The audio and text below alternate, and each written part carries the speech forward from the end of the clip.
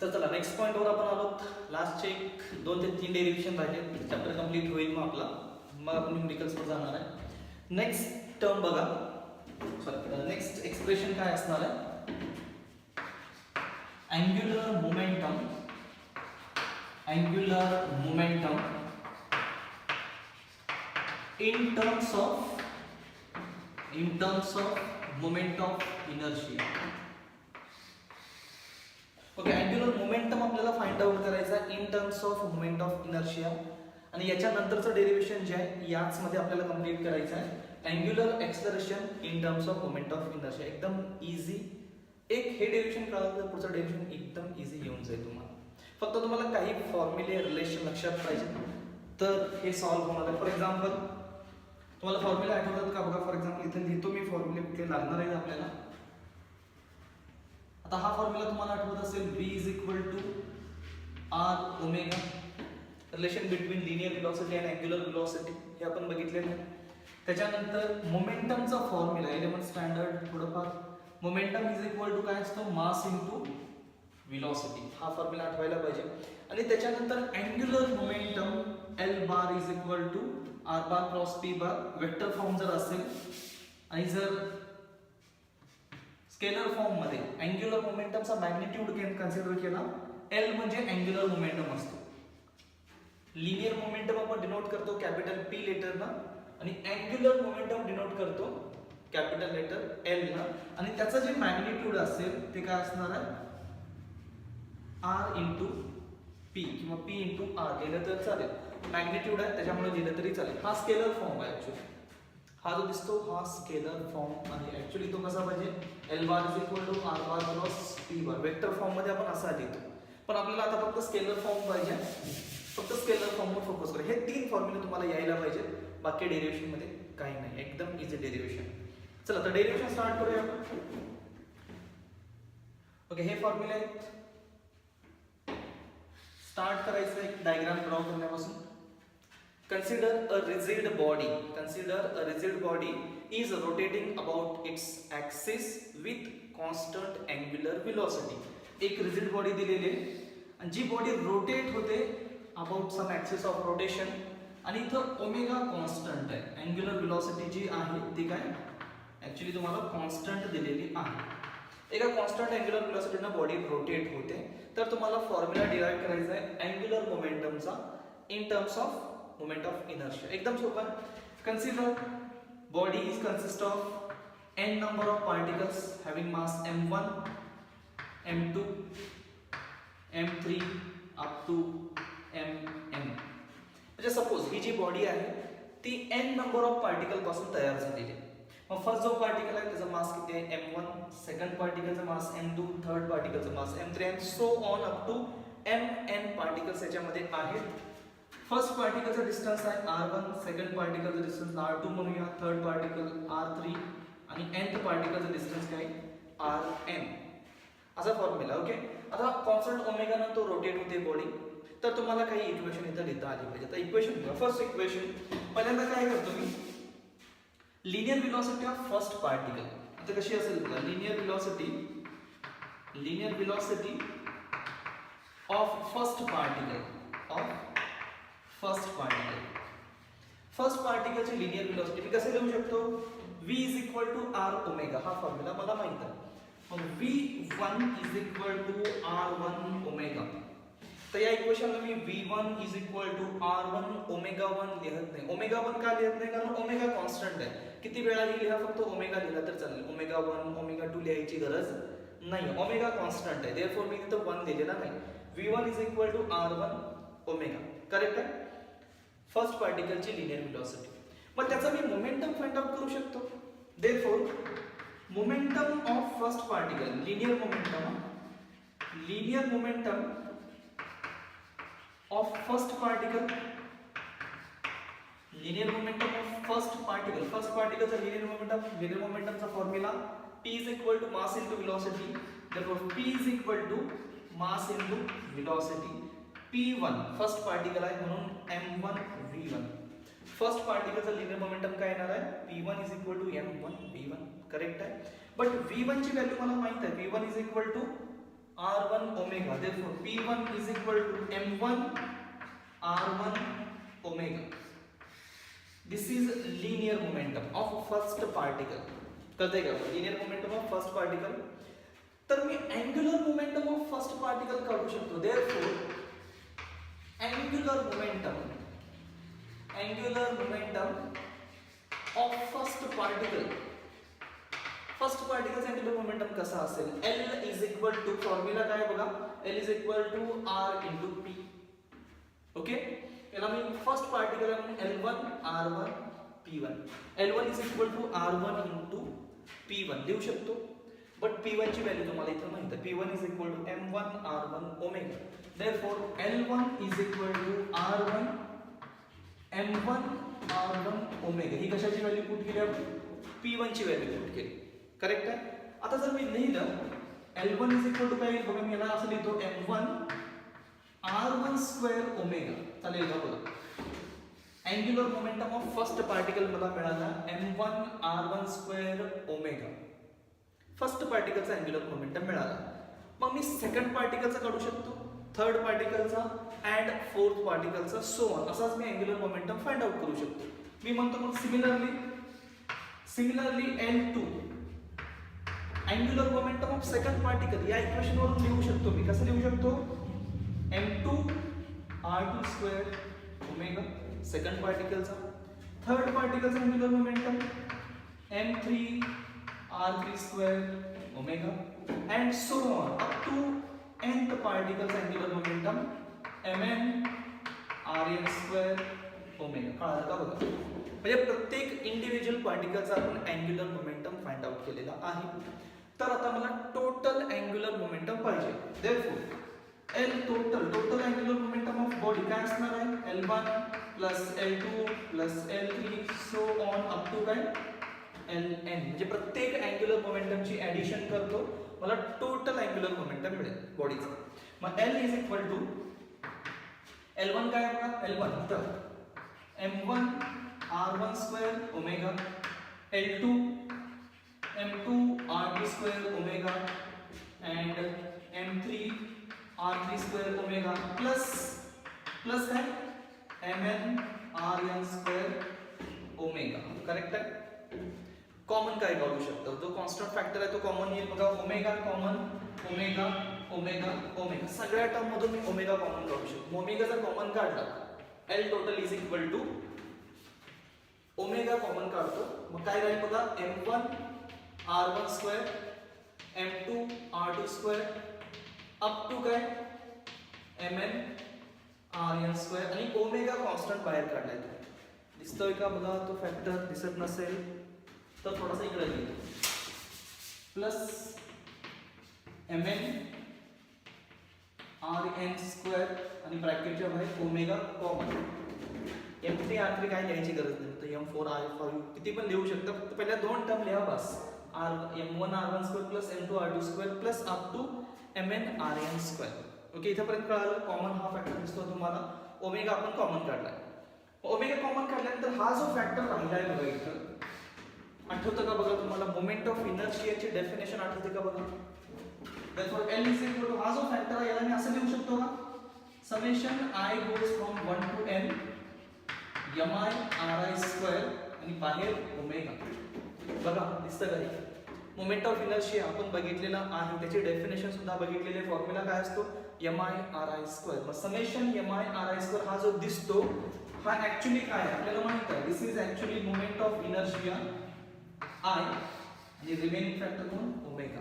Therefore L is equal to I omega. Simple formula आहे, 3 मार्कासाठी विचारला जातो. L is equal to I omega. बोर्डासाठी नेहमी विचारलेला क्वेश्चन आहे. ऍक्च्युअली याच्यावरूनच तुम्ही कॅल्क्युलेट करू शकता, असं काही नाही. L is equal to आता लिनियर मोमेंटम माहिती आहे तुम्हाला काय असतो? Mass into velocity. तर अँग्युलर मोमेंटम कसं असणार आहे? मासच्या ऐवजी मोमेंट ऑफ इनर्शिया, वेलोसिटीच्या ऐवजी अँग्युलर वेलोसिटी, असं तुम्ही फाइंड आउट करू शकता. बघा एकदम सिंपल डेरिव्हेशन. आधी काय करा? v चा फॉर्म्युला लिहा, मग मोमेंटम काढा फर्स्ट पार्टिकलचा, मग अँग्युलर मोमेंटम काढला फर्स्ट पार्टिकलचा, मग बाकीचे आपण अँग्युलर मोमेंटम लिहू शकतो. Second particle, third particle, nth particle, त्यांचे ऍडिशन करा ओमेगा कॉमन काढा, तुम्हाला फायनल आन्सर मिळेल. That's a final answer. L is equal to I omega. कळतंय? ओके. मग तुम्हाला कायनेटिक एनर्जी आपण डिराईव्ह केली ते आठवतं का बघा. कायनेटिक एनर्जीचा फॉर्म्युला आपण डिराईव्ह केला. कायनेटिक एनर्जी, रोटेशनल कायनेटिक एनर्जीचा फॉर्म्युला आपण डिराईव्ह केलेला होता हाफ I ओमेगा स्क्वेअर. मग बोर्डासाठी एकदा क्वेश्चन आलेला होता. काय क्वेश्चन होता की show that kinetic energy is equal to, आता याला मी कसं लिहू शकतो बघा, हाफ I ओमेगा आणि ओमेगा. ओमेगा स्क्वेअरला मी ओमेगा इंटू ओमेगा लिहू शकतो. ओमेगा स्क्वेअरला लिहितो मी omega into omega. Therefore answer येईल बघा हाफ I ओमेगा. I ओमेगाची व्हॅल्यू काय असते, L इंटू ओमेगा. मग तुम्हाला कधी कधी रिलेशन विचारू शकतील की show that the kinetic rotating kinetic energy is equal to half L omega, असं सुद्धा विचारलं जातं. मग काय करायचं आहे, कायनेटिक एनर्जीचा फॉर्म्युला डिराईव्ह करायचा हाफ I ओमेगा स्क्वेअर आणि ओमेगा स्क्वेअरला ओमेगा इंटू ओमेगा. I ओमेगाची व्हॅल्यू असेल L अँग्युलर मोमेंटम. ओके. तर मला सांगता नाही कारण आपल्याला अँग्युलर मोमेंटमचा फॉर्म्युला माहिती नाही. ओके. हे झालं पहिलं डेरिव्हेशन. एक्झॅक्टली याच्यासारखं अजून एक डेरिव्हेशन आहे जिथं तुम्हाला काय करायचं आहे, angular acceleration in terms of moment of inertia. Okay. पाहिजे असेल तर स्क्रीनशॉट घ्या, व्हिडिओ पॉज करून लिहा. पुढचं डेरिव्हेशन लगेच बघूया. ओके. मग मी हे रफ करतो थोडंसं. अँग्युलर मोमेंटम नको आहे, आता आपल्याला पाहिजे अँग्युलर एक्सेलरेशन. आता आपण डिराईव्ह करणार अँग्युलर एक्सेलरेशन.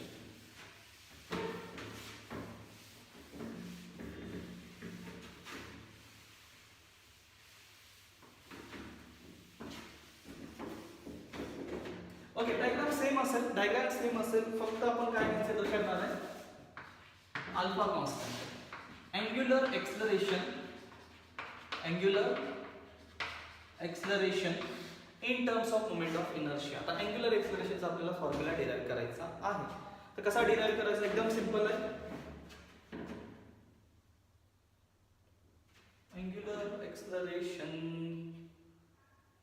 अँग्युलर एक्सेलरेशनचा नाही, मला हा फॉर्म्युला डिराईव्ह करायचा. Torque is equal to I alpha. Angular acceleration म्हणायची काय येत नाही. अँग्युलर एक्सेलरेशनचा फॉर्म्युला आपल्याला माहित आहे ऑलरेडी. अँग्युलर फोर्स म्हणा किंवा टॉर्क म्हणा, अँग्युलर एक्सेलरेशन नाही, आपल्याला टॉर्कचा फॉर्म्युला तयार करायचा आहे. टॉर्कचा क्वेश्चन विचारलाय. टॉर्क म्हणजे रोटेशनल फोर्स. आता लिनियर मोशन आपल्याला माहिती, एखाद्या बॉडीला पुश करायचं आहे, पुल करायचं आहे, एका मोशन मध्ये तुम्हाला सेट करायचं आहे, म्हणजे स्ट्रेट लाईन मोशन मध्ये तुम्हाला बॉडीला सेट करायचं आहे, तर तुम्ही फोर्स अप्लाय करता. पण बॉडीला जर रोटेट करायचं असेल तर तुम्हाला टॉर्क अप्लाय करावा लागतो. त्याला आपण म्हणतो rotating force is called as a torque. म्हणजे स्टेरिंग बघता तुम्ही, रोटेट करता, दॅट्स अ टॉर्क. किंवा बॉटल असेल, बॉटलची कॅप ओपन करता, तुम्ही टॉर्क अप्लाय करता, तो असतो टॉर्क. त्याला आपण म्हणतो रोटेशनल फोर्स. त्याचा आपल्याला फॉर्म्युला डिराईव्ह करायचा आहे. त्याचा फॉर्म्युला असतो torque is equal to I into alpha. आपल्याला माहिती आहे फोर्सचा फॉर्म्युला काय, मास इंटू एक्सेलरेशन. मग मासच्या ऐवजी मोमेंट ऑफ इनर्शिया, लिनियर एक्सेलरेशनच्या ऐवजी अँग्युलर एक्सेलरेशन, आणि फोर्सच्या ऐवजी काय, टॉर्क असतो. अँग्युलर टर्म्स मध्ये लिनियर टर्म काय फोर्स आहे, अँग्युलर टर्म काय टॉर्क आहे. त्याचा एकदम सिंपल फॉर्म्युला. डायग्राम सेम असेल, डायग्राम काही चेंज करायची गरज नाही आहे. फक्त काय म्हणणार आपण इथं, suppose body is rotating with a constant angular acceleration. मगाशी आपण काय म्हटलेलं, कॉन्स्टंट अँग्युलर व्हेलॉसिटी. इथं मी काय म्हणतोय, constant angular acceleration. Constant angular acceleration एक बॉडी रोटेट होते. आणि बाकीचं explanation same. Suppose there are n number of particles having mass m1, m2, m3, mn situated at a distance r1, r2, r3, rn from the axis of rotation. That's it. इतकं simple. परत तेच explanation आहे, फक्त स्टार्टिंगचा point वेगळा आहे की alpha इथं आपण कॉन्स्टंट घेतलाय, मग अशी ओमेगा कॉन्स्टंट होता. तर फॉर्म्युले बघा काय काय लागणार आहेत आपल्याला. स्टार्टिंग आपण करूया लिनियर एक्सेलरेशन पासून. आता लिनियर एक्सेलरेशनचा फॉर्म्युला आहे linear acceleration of first particle. First पार्टिकलचं linear acceleration. Linear acceleration is equal to r alpha. Formula आठवतो का बघा, तीन फॉर्म्युले आपण डिराइव्ह केले. S is equal to R theta, V is equal to R omega, A is equal to R alpha. त्यातमधला लास्टचा formula linear acceleration is equal to R into alpha. मग फर्स्ट पार्टिकलचं मी लिनियर एक्सेलरेशन लिहू शकतो a1 is equal to r1 alpha. r1 alpha कारण alpha constant आहे, याला अल्फा 1 लिहायचं नाही, just a1 is equal to r1 alpha. Okay, त्याच्यानंतर आता मला एक्सेलरेशन मिळालं तर मी फोर्स कॅल्क्युलेट करू शकतो. देअरफॉर लिनियर फोर्स म्हणा, लिनियर फोर्स म्हणा चालेल, force acting on first particle, acting on first particle. आता फर्स्ट पार्टिकलवर ऍक्ट होणारा फोर्स किती असेल? मग F is equal to formula आपल्याला माहित आहे ma, force is equal to mass into acceleration सगळ्यांना माहित आहे. Therefore F1 is equal to m1 into a1, F1 is equal to m1 into a1. Therefore F1 is equal to m1, a1 ची value काय आहे बघा, r1 alpha. Therefore, force acting on first particle, linear force acting on first particle is m1 r1 alpha, m1 r1 alpha. Okay, हा झाला force. तर टॉर्कचा formula, therefore torque acting on किंवा torque experience by first particle, torque acting on first particle. First particle टॉर्कचा formula बघा, torque is equal to r bar cross f bar. हा vector form आहे, पण आपल्याला वेक्टर फॉर्म नकोय, आपण काय करणार आहे, scalar form r into alpha. Torque is equal to काय असेल, r इंटू, बरोबर आहे ना, एकच minute, sorry, r into f. टॉर्कचा formula, torque is equal to perpendicular distance into one of the force, असा फॉर्म्युला असतो. टॉर्कचा formula r f, torque is equal to r into force काय f. मग मी फर्स्ट पार्टिकलवर ऍक्ट होणारा force तो 1 is equal to r1, sorry, तो 1 is equal to r1 into मी काय लिहू शकतो, f1 लिहू शकतो. याला टाऊ 1 म्हणतो आपण, टाऊ. हा जो सिम्बॉल दिसतो याला आपण रीड करतो असा tau. Okay, tau 1 is equal to r1 f1. मग therefore tau 1 is equal to r1. आता f1 ची व्हॅल्यू आपल्याला माहित आहे, f1 is equal to m1 r1 alpha, m1 r1 alpha. मग यालाच तुम्ही असं लिहू शकता, torque acting on first particle is equal to m1 r1 into r1 square into alpha. Torque is equal to capital T आपण काढत नाही torque साठी, लक्षात ठेवायचं टॉर्कचा असा असतो, T थोडासा इकडे बेंड करायचा, त्याला आपण टॉ म्हणतो, ग्रीक लेटर आहे टॉ, T नाही येतो. ओके, मग फर्स्ट पार्टिकलवर ऍक्ट होणारा टॉर्क मिळाला, फर्स्ट पार्टिकलवर ऍक्ट होणार. मग सिमिलरली मी लिहू शकतो, सिमिलरली काय लिहू शकतो, torque acting on second particle काय असेल, m2 r2 square alpha. Torque acting on third particle काय असेल, m3 r3 square alpha. And so on, torque acting on nth particle is mn rn square alpha. बघा मगाशी लिहिलंय तसाच formula, फक्त फॉर्म्युले थोडेसे चेंज केलेत आपण.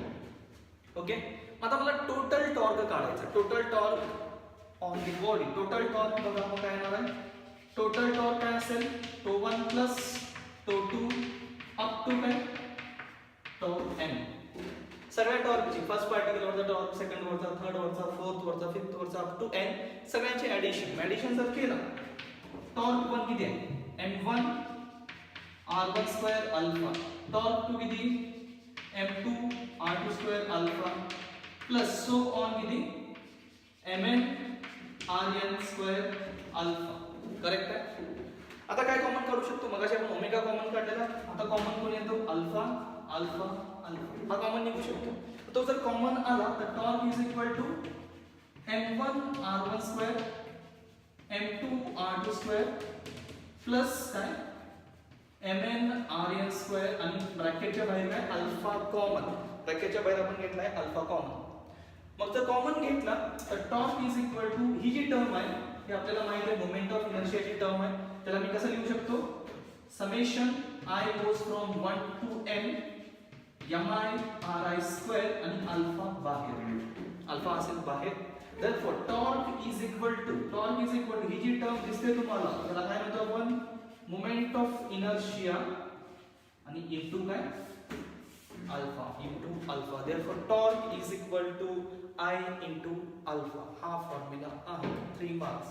मगाशी जो केला तो विचारतील किंवा हा विचारतील कुठलाही विचारू शकतो. भरपूर डेरिव्हेशन आहे त्या चॅप्टर मध्ये, सगळे विचारण्याची पॉसिबिलिटी आहे. असं नाही की हा जास्त इम्पॉर्टंट आहे हा कमी इम्पॉर्टंट असं नाही आहे. कुठलंही डेरिव्हेशन विचारू शकतील. सगळे डेरिव्हेशनची चांगली तयारी करून ठेवा.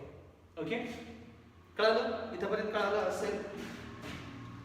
मग तुम्हाला सुरुवातीपासून जर रिलेशन बघायचे असेल कुठले कुठले रिलेशन झाले बघा. चॅप्टर स्टार्ट झाला तेव्हापासून जे आपल्याकडे रिलेशन आहे S is equal to R theta, V is equal to R omega, A is equal to R alpha, L is equal to I omega, and torque is equal to I alpha. हे सगळे फॉर्म्युले आपण derive केलेले आहेत. हे लक्षात ठेवा problem solving साठी important आहेत. सगळ्यामध्ये R R R इथं दिसतो, इथं I आणि I दिसतो. थोडंसं पाठ करा, प्रॅक्टिस न होईल काय अडचण नाही. ओके, त्याच्यानंतर एक लास्ट डेरिव्हेशन राहिले मग आपला चॅप्टर संपेल. थेरी पार्ट सगळा संपेल. मग आपण जातो न्यूमरिकल्सवर. जोपर्यंत तुम्ही न्यूमरिकल सॉल्व्ह करणार नाही थेरीचा ग्रास चांगला येणार नाही तुम्हाला, थेरी चांगली अंडरस्टँड होणार नाही जोपर्यंत न्यूमरिकल सॉल्व्ह होत नाहीत. असं समजायचं नाही की थेरी चांगली नाही म्हणून प्रॉब्लेम सॉल्व्ह होत नाहीत असं समजायचं नाही आहे. प्रॉब्लेम सॉल्व्ह करायला स्टार्ट करा, थेरी सुद्धा चांगली कळायला चालू होते. प्रॉब्लेम मधून भरपूर शिकायला मिळतं. ऍक्च्युअल रिअल लाईफ जे प्रॅक्टिकल युजेस आहेत ते प्रॉब्लेम मधूनच शिकायला मिळणार. थेरी तुम्हाला जास्त कळणार जर तुम्ही प्रॉब्लेम अजून केला तर. त्यामुळे प्रॉब्लेमवर जास्त फोकस करायचा. फिजिक्ससाठी तरी 50% वेटेज प्रॉब्लेमला आहे, त्याच्याकडे इग्नोर करायचं नाही.